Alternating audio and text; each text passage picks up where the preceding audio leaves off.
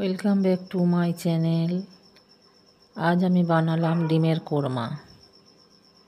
তার জন্য আমি এখানে ডিম আগে সিদ্ধ করে নিয়েছি, ডিম আর ছোটো আলু।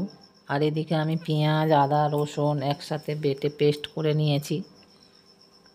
কড়াই তেল দিয়েছি, তেল গরম হয়ে যেতে ডিমটা হালকা করে ভেজে নিলাম। আলুগুলো খোসা সমেত দিয়েছিলাম সিদ্ধ করতে, খোসাগুলো ছাড়িয়ে নিলাম। ডিমটা হালকা করে ভেজে নিয়ে কড়ার মধ্যে দারচিনি, লবঙ্গ, এলাচ ফোড়ন দিলাম।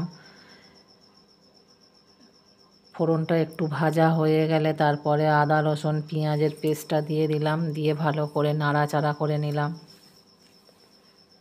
ভালো করে কষিয়ে নিতে হবে যতক্ষণ না কাঁচা গন্ধটা যাবে। তারপর আমি চারমগজ, কাজু, কাঁচা লঙ্কা একসাথে বেটে নিয়েছিলাম। পেঁয়াজ রসুন ভাজা হয়ে যাওয়ার পরে ওই পেস্টটাও দিয়ে দিলাম, দিয়ে ভালো করে কষিয়ে নিতে হবে।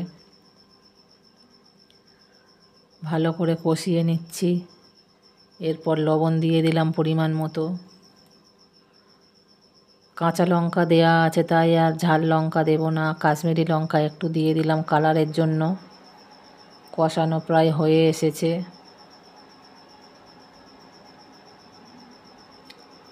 আলুগুলো দিয়ে দিলাম, আলুগুলো দিয়ে একটু ওর সাথে কষিয়ে নেব যাতে মশলাগুলো আলুর ভিতরে ঢুকে যায়।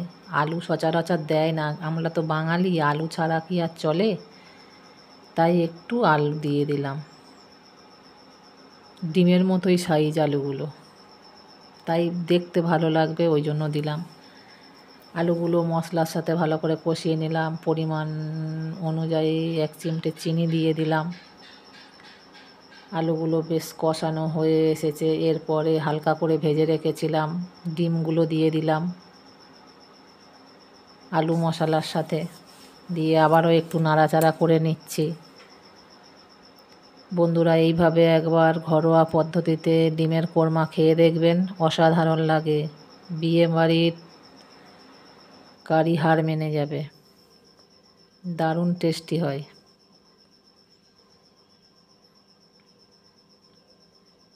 আলু দেয় না কিন্তু আমি দিলাম, যেহেতু আলুগুলো ডিমের মতো দেখতে ভালো লাগবে, আলুও খাওয়া যাবে, তাই একটু দিলাম আর কি, অল্প করে।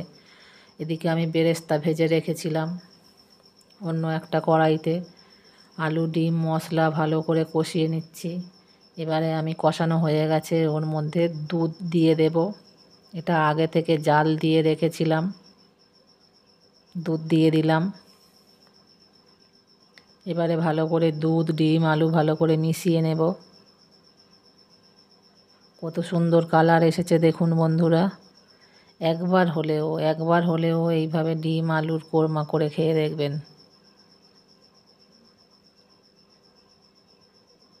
অসাধারণ লাগে। বেশ পরিমাণ মতো দুধ দিয়ে দিয়েছি। এবারে এটা ফুটবে জাস্ট। ডিম ভাজার সময় আমি ঘি দিইনি, কোরমা মানেই ঘি, কিন্তু এত ঘি খাই না তো, তাই জাস্ট নামানোর আগে একটু ওই বেরেস্তা করে রেখেছিলাম, একটু বেরেস্তা দিয়ে দেবো আর একটু ঘি দিয়ে দেবো। এত ঘি খাই না, তাই জাস্ট কোরমায় ঘি দিতে হয়, তাই নামাবার আগে একটু ঘি, বেরেস্তা, একটু গরম মশলা দিয়ে দেব। বেরেস্তাটা ছড়িয়ে দিচ্ছি, দেখুন বন্ধুরা কত সুন্দর দেখতে লাগছে। প্লিজ ভিডিওটা ছোট, কেউ স্কিপ করো না, সবাই দেখো। নতুন বন্ধু হলে চ্যানেলটা সাবস্ক্রাইব করে পাশে থেকো। আমার এই ছোট্ট চ্যানেলটা সাবস্ক্রাইব করে পাশে থেকো। লাইক কমেন্ট করো যাতে আমার আরও নতুন ভিডিও বানানোর উৎসাহ থাকে। প্লিজ বন্ধুরা সবাই পাশে থাকবেন। ডিমের কোরমা আমার রেডি। জাস্ট 1 চিমটে গরম মশলা ছড়িয়ে নামিয়ে নেব।